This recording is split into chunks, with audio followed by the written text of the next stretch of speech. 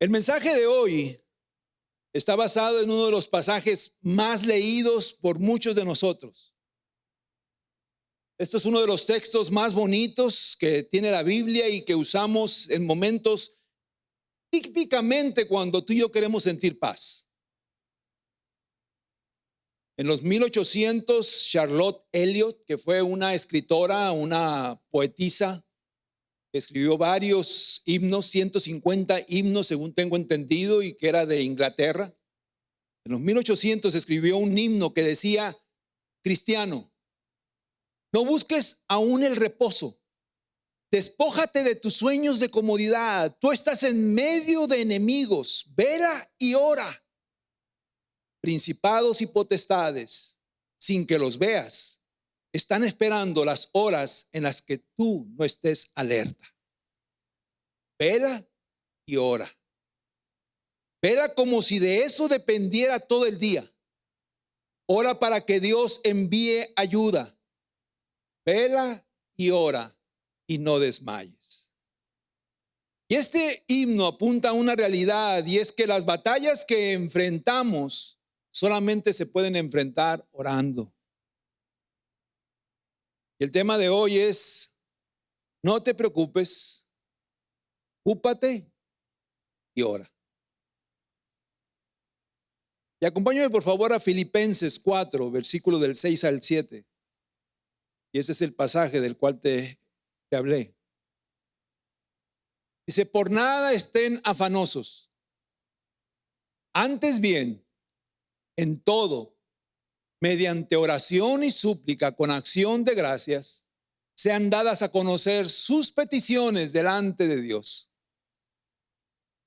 Y la paz de Dios, que sobrepasa todo entendimiento, guardará sus corazones y sus mentes en Cristo Jesús. Dios inspiró al apóstol Pablo a escribir esta carta a una iglesia relativamente joven, hace ya más de 2000 años. Pero como esta palabra no pasa de moda, esta palabra permanece, aunque el cielo y la tierra pasen. Hoy tú y yo seguimos teniendo necesidad de escuchar estas palabras.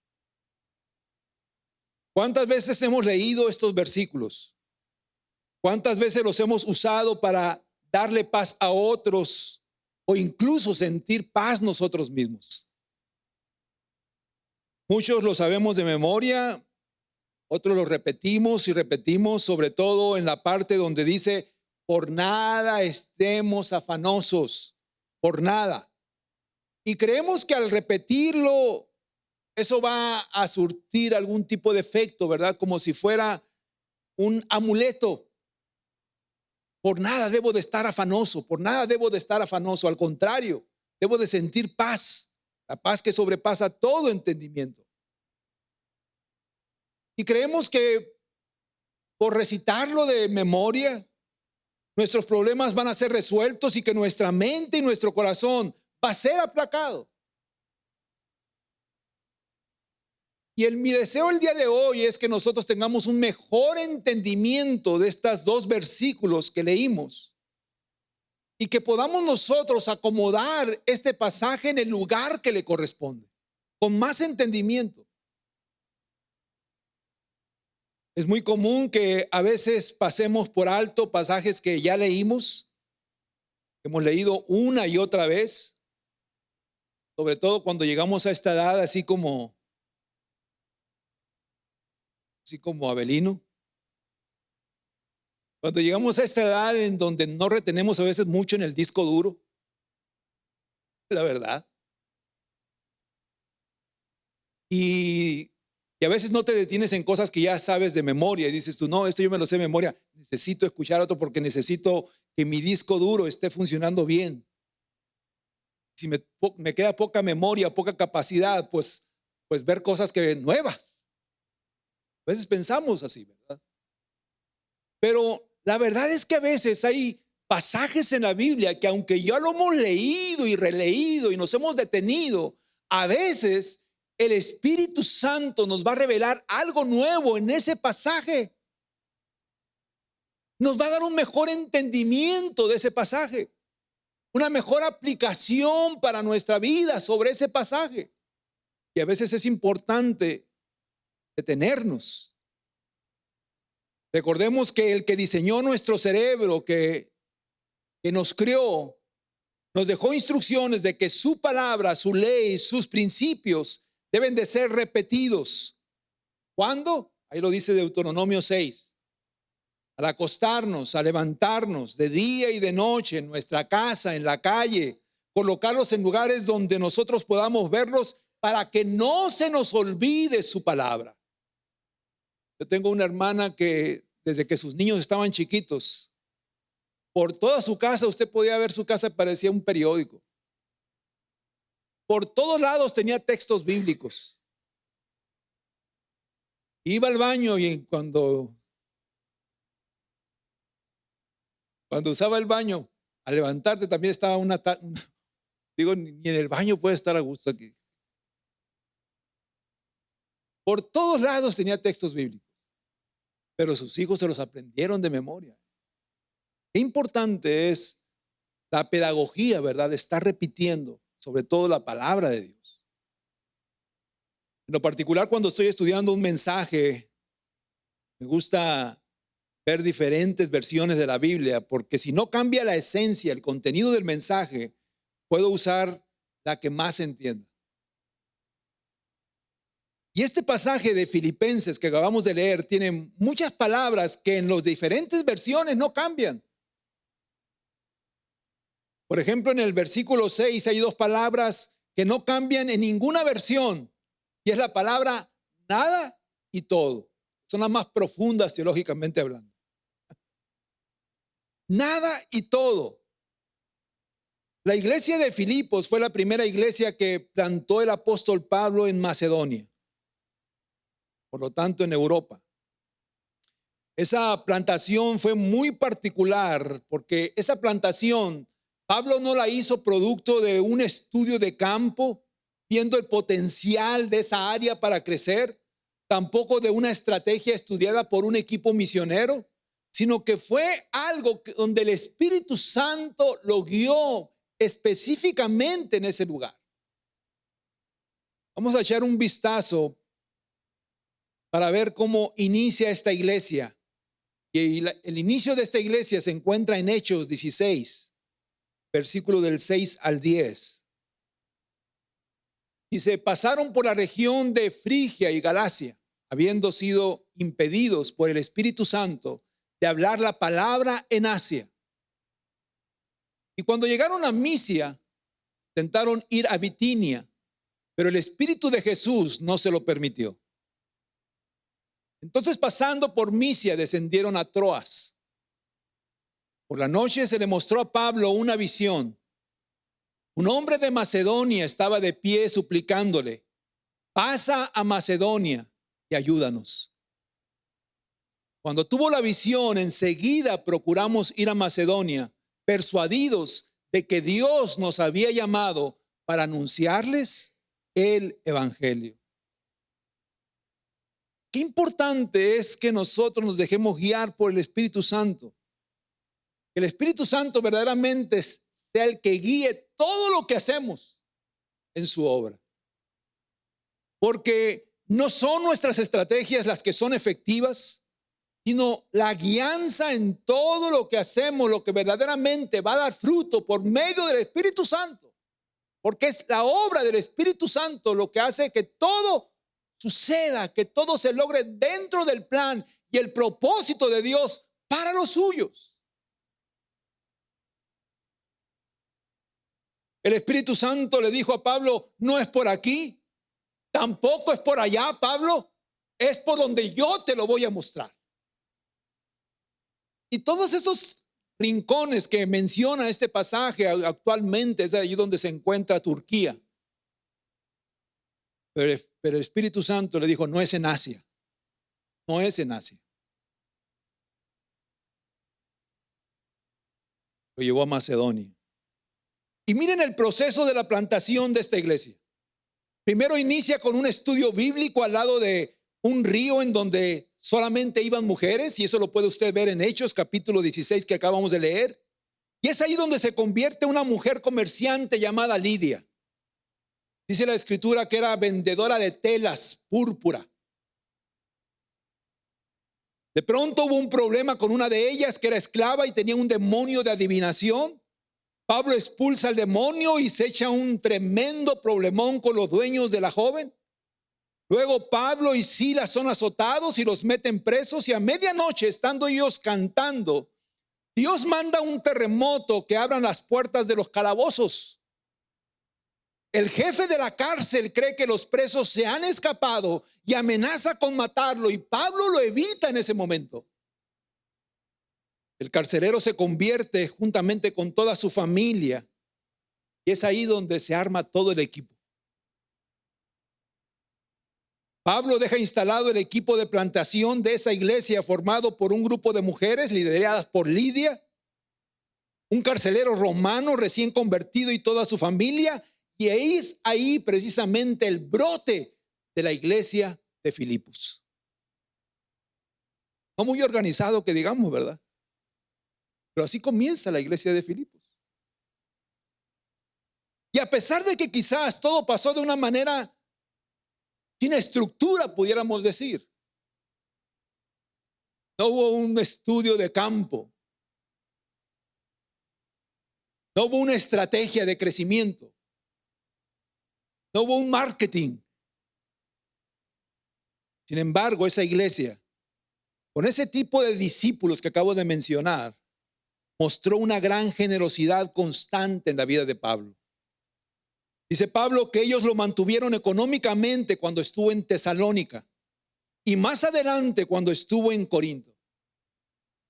Mire lo que Pablo dice de esta iglesia de Filipo en Macedonia, 2 Corintios 8, versículo del 1 al 2. Dice Pablo lo siguiente: ahora, hermanos, les damos a conocer la gracia de Dios que ha sido dada en las iglesias de Macedonia. Pues en medio de una gran prueba de aflicción abundó su gozo, y su profunda pobreza sobreabundó en la riqueza de su liberalidad. Entonces, en otra versión dice, en la riqueza de su generosidad. Esa era la iglesia de Filipo. Es a esa iglesia que Pablo le escribe esta carta, y se las escribe estando preso por primera vez en Roma.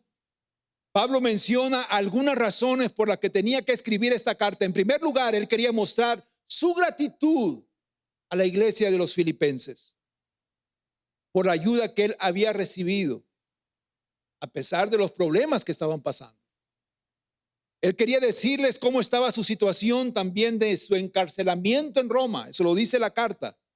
También él quería exhortarles a que se mantuvieran en unidad, y también advertirles sobre el cuidado que ellos deberían de tener de los falsos maestros que se estaban levantando en ese tiempo. Esta es una carta de ánimo, de fortaleza. Y aunque había ciertos conflictos en esa iglesia, como en cualquier lugar, menos aquí en Vida Abundante,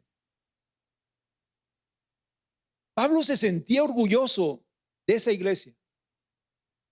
Él la llamaba corona y gozo mío. Yo creo que ese es el premio mayor para cualquier pastor, ¿verdad? Corona y gozo mío. Pablo quería animarlos a seguir el camino del servicio a Cristo sin importar lo difícil que estuviera la vida.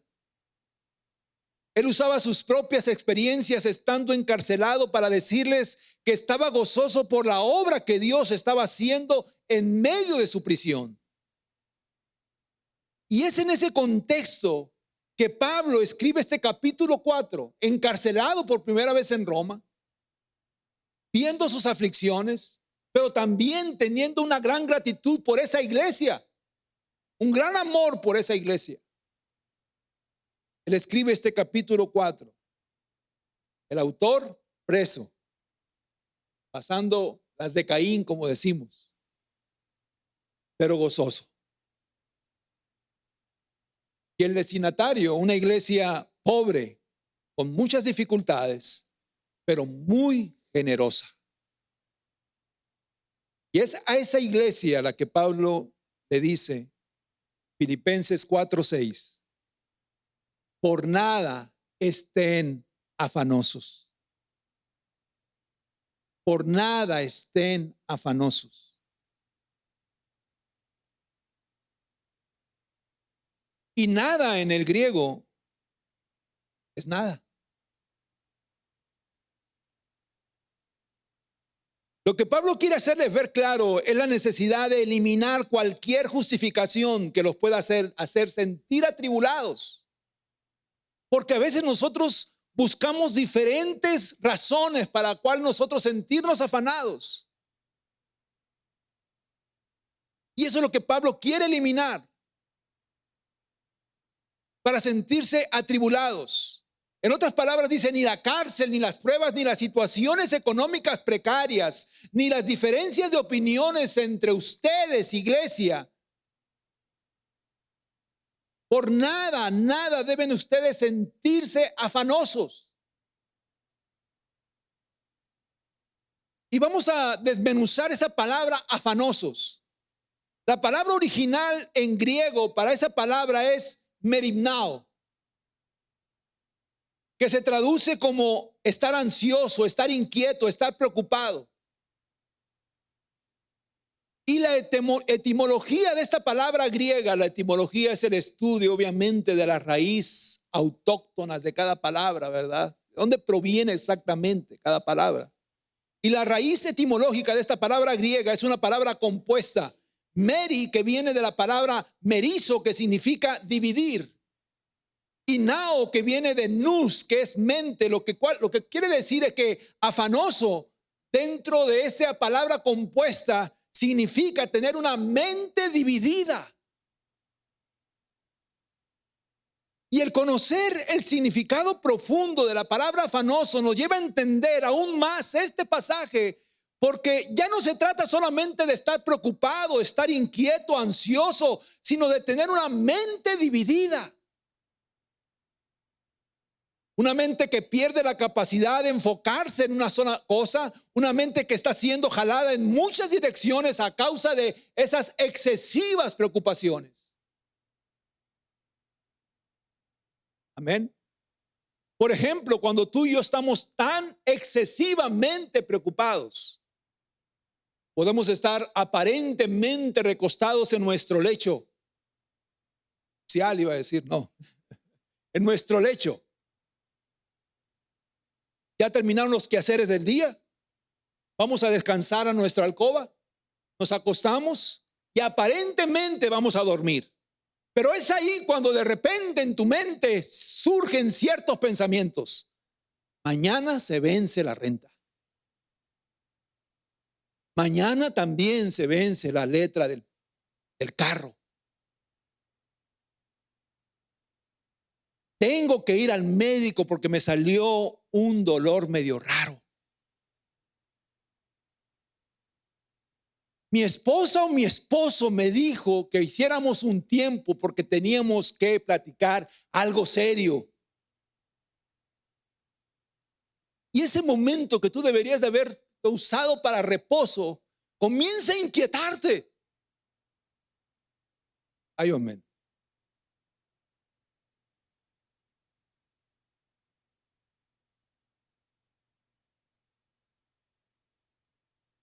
Como si esto fuera poco, ayer que usé el automóvil, escuché un ruido raro y lo más seguro es que sea la transmisión.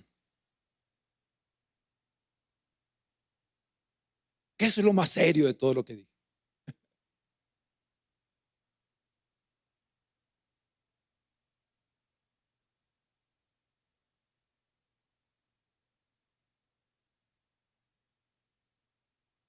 El problema es que estos pensamientos llegan a un punto en que nos pueden enfermar. Nos llegan a quitar la paz. Porque están continuamente llegando a nuestra mente. Nos da gastritis. Nos dan temblores de nervios. Y cuando veo a mi esposa me acuerdo que quería hablar algo serio y empiezo a temblar. Es donde la ve mi esposa me da miedo. Se nos cae el pelo. Y eso es lo de menos porque hay pelucas, gracias a Dios. Tomamos pastillas para poder dormir, para tener calma. Y a causa de estar desestabilizados emocionalmente por tantos problemas, comenzamos a tomar decisiones que no son congruentes con nuestra vida cristiana. Porque tú y yo como hijos de Dios, se supone que debemos de aprender a descansar en Dios. Pero de repente buscamos atajos por nuestra propia cuenta, donde Dios no está en el asunto para resolver nuestros problemas. Y a veces muy por fuera de lo que nosotros sabemos que está dentro del orden establecido por Dios. Ay, amén.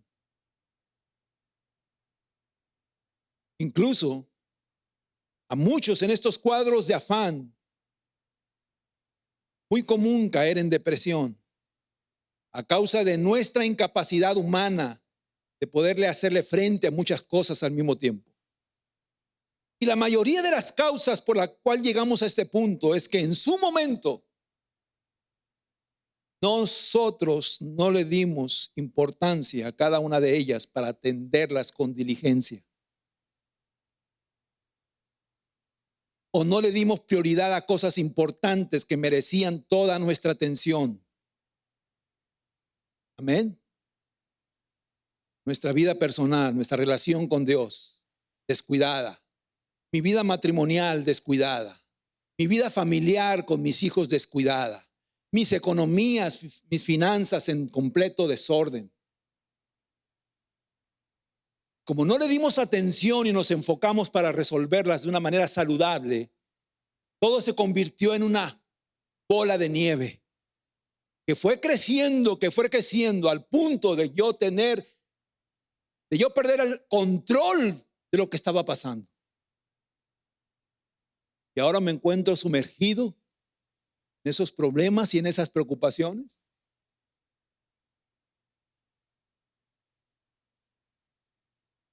Terminando con una mente no saludable, sin paz, sin estabilidad, con una mente dividida y dispersa.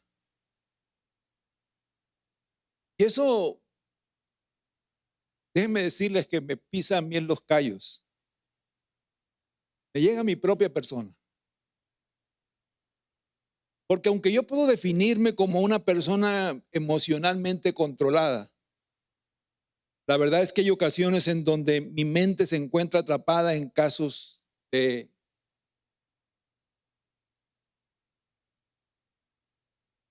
merimnao crónico, si existe esa palabra. Pero para consejo de muchos, déjenme decirles que cuando eso sucede, debo de irme a la medicina más efectiva que tenemos en la palabra de Dios. Porque la palabra del Señor es medicina para nuestra alma.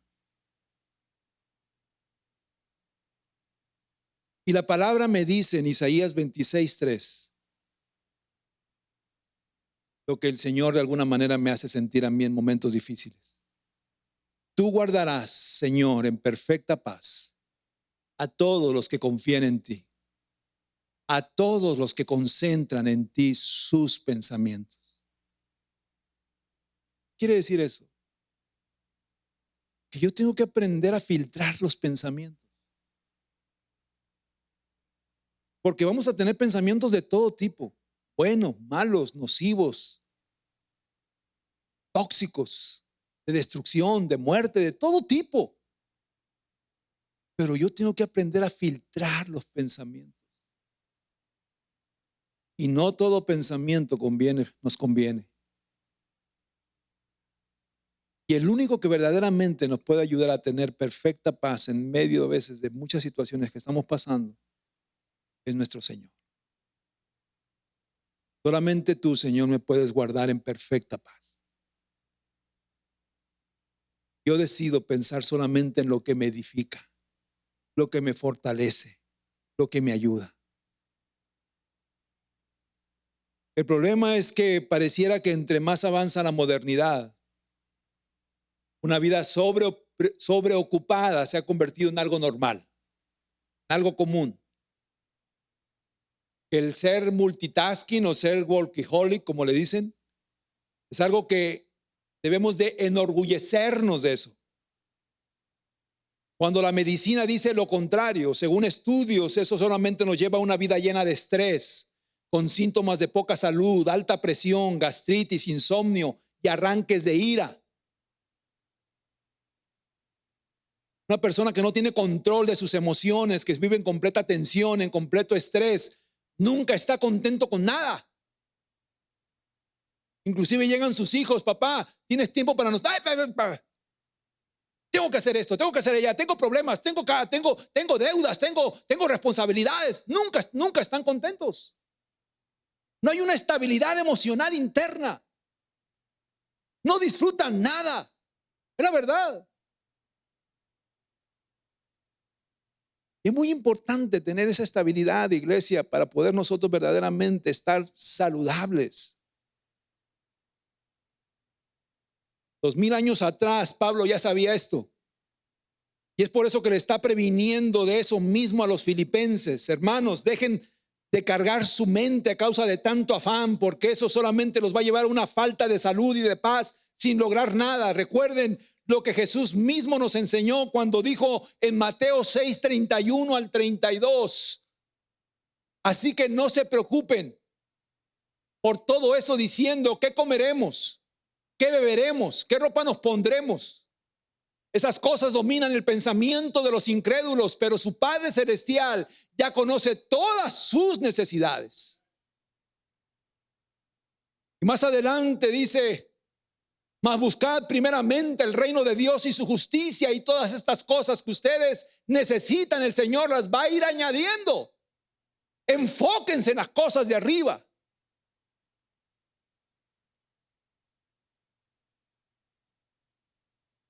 Iglesia, tú y yo estamos al cuidado de nuestro Padre. Amén. El pastor John MacArthur, en un comentario sobre este pasaje, dice lo siguiente: la ansiedad y la preocupación indican una falta de confianza en la sabiduría, la soberanía y el poder de Dios. Pero aquí Pablo no les está diciendo a los filipenses que la solución es simplemente dejar de preocuparse, de ignorar los problemas y que por sí solo va a venir la calma. Mire lo que dice Filipenses 4:6, nuevamente, si me lo puedes poner, Rubí, por favor. Filipenses 4:6: por nada estén afanosos, por nada se preocupen, por nada estén ansiosos, por nada ustedes estén perdiendo la calma. Antes bien,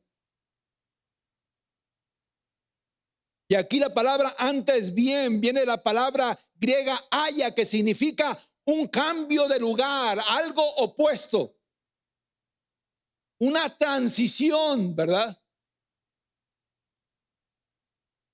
Lo que Pablo está diciendo, en otras palabras, si tú le has dedicado tanto tiempo a estar reteniendo pensamientos que te están quitando la paz, si te has sobrepreocupado en cosas que verdaderamente te están llevando a una desestabilización emocional y espiritual, vas a hacer un cambio de mente.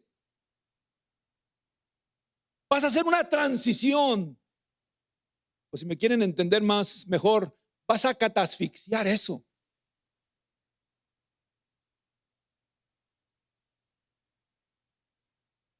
Vas a centrarte solamente en esto. Antes bien, en todo, mediante oración y súplica, con acción de gracias, sean dadas a conocer sus peticiones delante de Dios. Y Pablo menciona esto porque es muy importante, iglesia, que nosotros entendamos lo que Pablo nos está queriendo decir aquí. Oración, esto nos habla de la importancia de mantener un canal abierto de comunicación con Dios, en donde Él conoce todo de nosotros, porque hay una relación continua. Nos menciona súplica. Se refiere a ese clamor continuo, a ese grito desesperado, a ese pedido que un hijo le hace a un padre, conociendo que Él es el único que lo puede ayudar.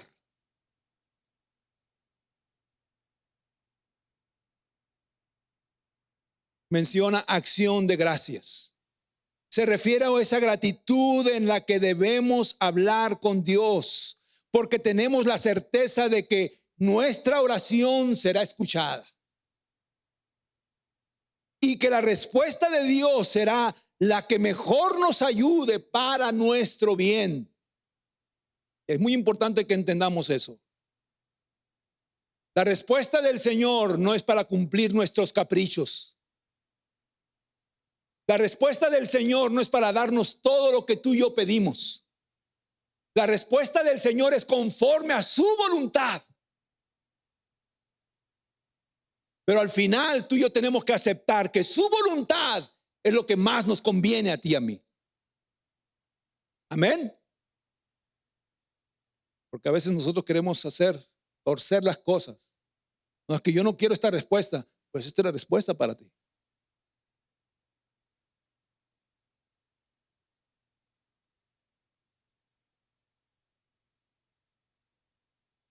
Dios siempre nos va a dar lo mejor para ti y a mí. Y esa gratitud debe de ser evidente antes de recibir cualquier respuesta. El afán, la ansiedad será vencida al reemplazarla. Está volviendo el español.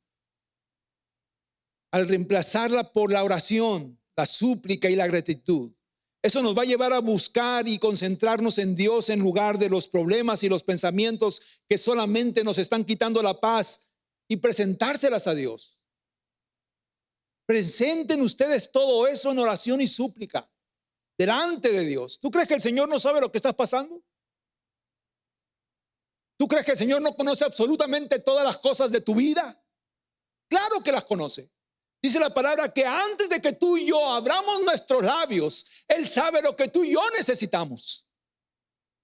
Pero el Señor desea que tú y yo accionemos, que las presentemos delante de Él en esa relación, en nuestra cámara secreta, cara a cara con Él. Amén. Me quiero detener un poco en esta petición que dice Pablo de acción de gracias, porque en nuestra humanidad puede sonar absurdo que en medio de las preocupaciones y pruebas que pudiéramos tú y yo estar pasando, tú y yo debemos de dar gracias. Quizás tú y yo decimos, entiendo la oración que me dice Pablo, entiendo la súplica, que yo tengo que venir a llorarle al Señor para que me escuche, a suplicarle, pero a darle gracias, porque no suena algo congruente. A darle gracias por lo que estoy pasando.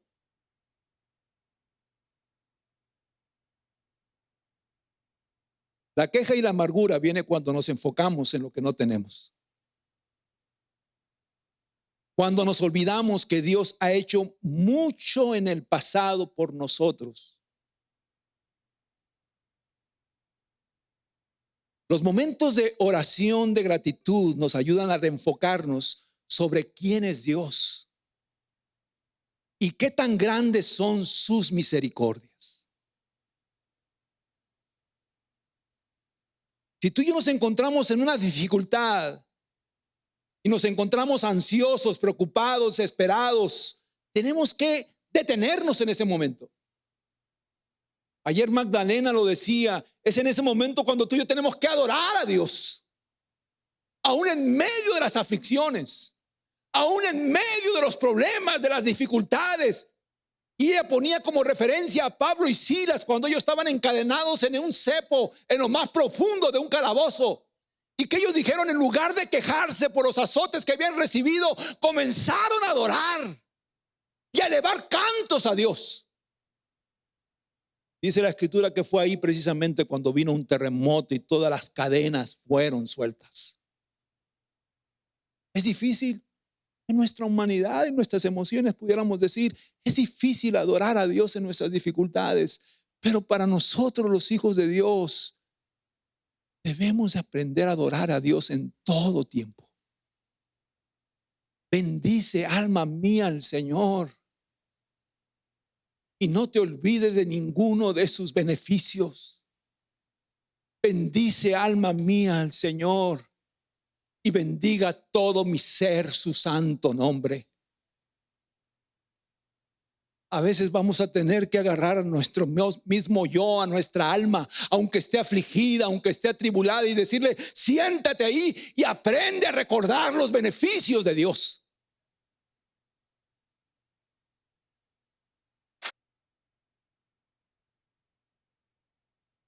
Cuando tú cambias tu perspectiva en las dificultades, vamos a poder ver que aún en medio de ellas vamos a sentir satisfacción. Recordemos que el apóstol Pablo está escribiendo esta carta desde la cárcel de Roma. Y él dice, precisamente estando en prisión, Filipenses 1:12, dice: además, mis hermanos, quiero que sepan que todo lo que me ha sucedido en este lugar ha servido ¿para qué? Para difundir la buena noticia. Miren, una de las cosas que tú y yo tenemos que aprender a no hacer a un lado la victimización. Pablo dice, no estaba dando una carta diciendo: miren, si yo les contara las tribulaciones que he tenido aquí, cuántos azotes me han dado. Si ustedes les contara que no tengo ni siquiera para resguardarme del frío, de este frío calabozo. Si ustedes supieran cuánto necesito que me manden ayuda, por favor, y todo. No. Aún en medio de las aflicciones, Pablo está fortaleciendo a la iglesia de Filipos. Miren, el que yo esté aquí preso ha servido para poder difundir la buena noticia del evangelio. Tú y yo tenemos que cambiar la perspectiva de las dificultades, porque si hay alguien que sabe lo que tú y yo necesitamos a pesar de las tribulaciones, es Dios. Pero la pregunta es: ¿tú sacas enseñanzas de las tribulaciones o solamente las tribulaciones te sirven para martirizarte? ¿Sacas enseñanzas de las pruebas para poder compartir a las demás que quizás en algún momento también van a pasar por las mismas pruebas que tú? Porque dice la palabra en Corintios que el Señor nos consuela, el Dios de toda consolación nos consuela para que tú y yo también aprendamos a consolar a otros. Amén. Y la única manera de que tú y yo verdaderamente aprendamos a consolar a otros es que hayamos sacado una enseñanza de esa tribulación. Que esa tribulación nos haya fortalecido, nos haya hecho crecer, nos haya hecho madurar y aprender a confiar aún más en Dios.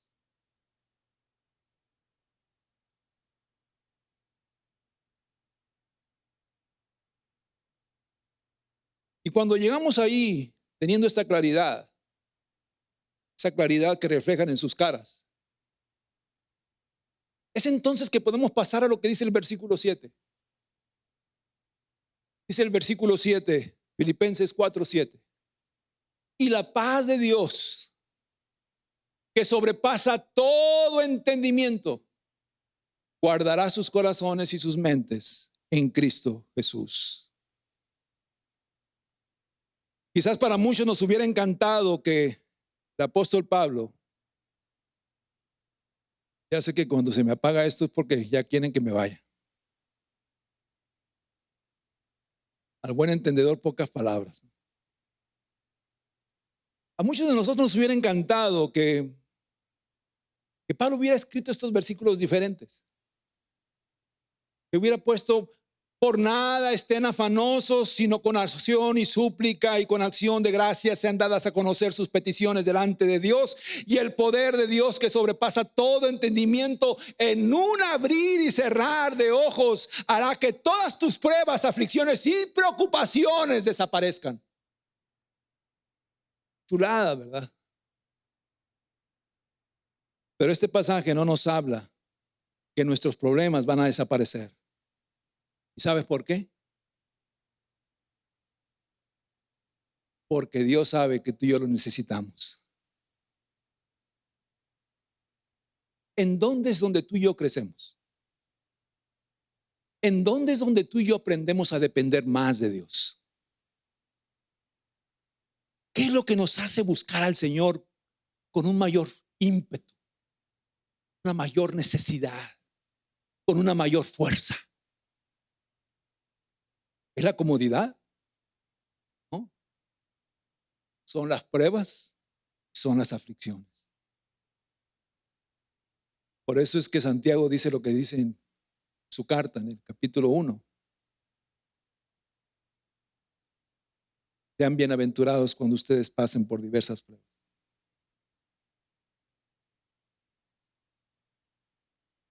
Y aunque yo no lo sé y no lo entiendo, porque no tenemos la capacidad de entenderlo, Él nos da de su paz. Y su paz nos hará ver la prueba de una manera diferente. Antes esa prueba podía consumirnos anímicamente, quitarnos el sueño y hasta enfermarnos. Pero ahora, descansando en Dios y en su paz, esa prueba no tiene el poder de agobiarnos, de quitarnos nuestra confianza, que está anclada y arraigada en un Dios que todo lo puede.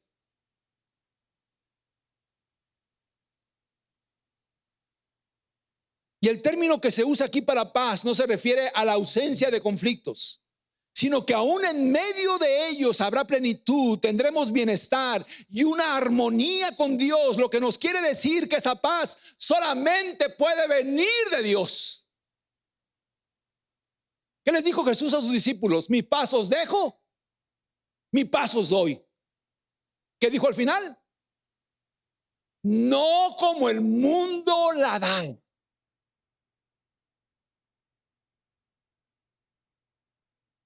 Porque este mundo te dice, ¿sabes qué? Con la cartera llena vas a tener paz.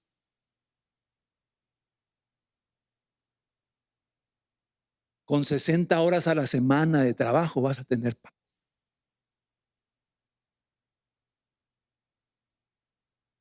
Comprándote todo lo que tú quieres, vas a tener paz.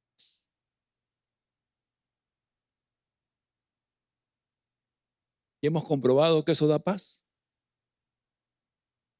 El único que nos da la paz que sobrepasa todo entendimiento es nuestro Dios.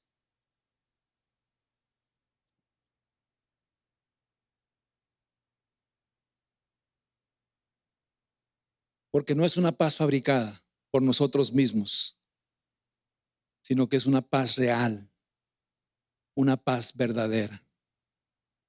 Y es ahí cuando tú y yo entendemos lo que Pablo dice en 2 de Corintios 4, versículo del 8 al 9. Afligidos en todo, pero no agobiados. Perplejos, pero no desesperados.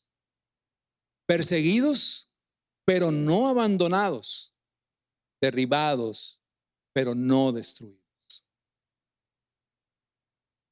¿Y cuál es la razón por la cual tú y yo podemos sobrellevar esas tribulaciones?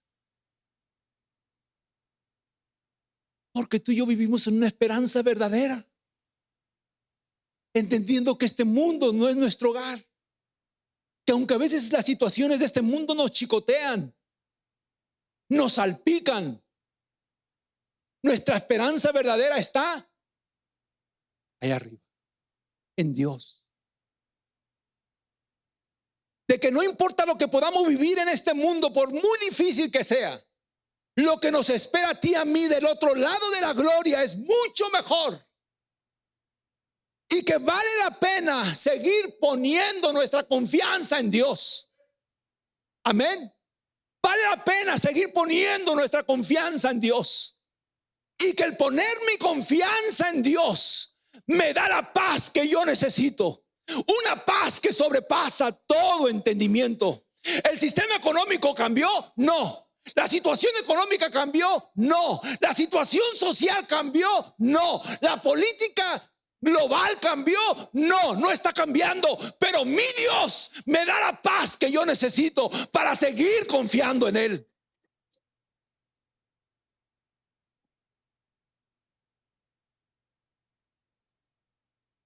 Y es ahí cuando entiendo aún más lo que dice 2 de Corintios 4, del 17 al 18.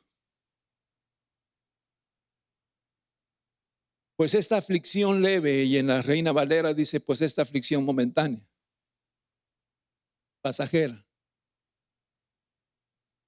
17. Pues esta aflicción leve y pasajera nos produce un eterno peso de gloria que sobrepasa toda comparación.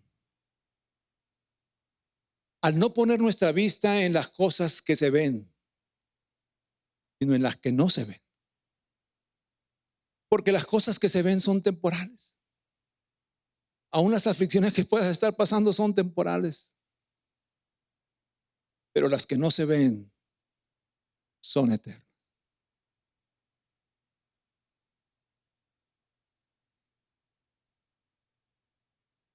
Y es cuando podemos entender mejor este pasaje. Pablo escribiéndole a una iglesia que estaba pasando por dificultades. Él encontrándose preso. Pablo motivando a una iglesia que estaba pasando por carencias económicas, pero con un corazón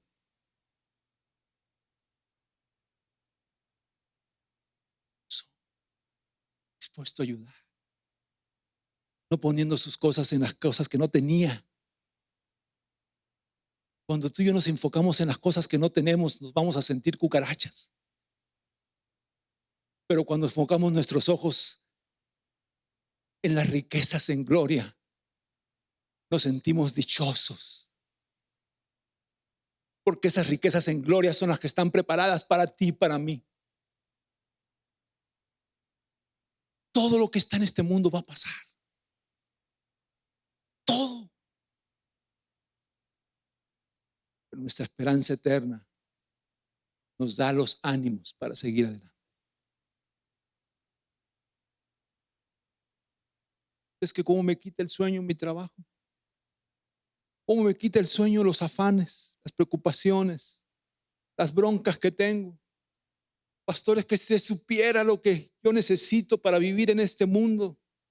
Pastores, que si usted supiera las broncas que me he echado encima y no puedo dejar de trabajar porque las broncas que me eché me están exigiendo que yo trabaje como burro.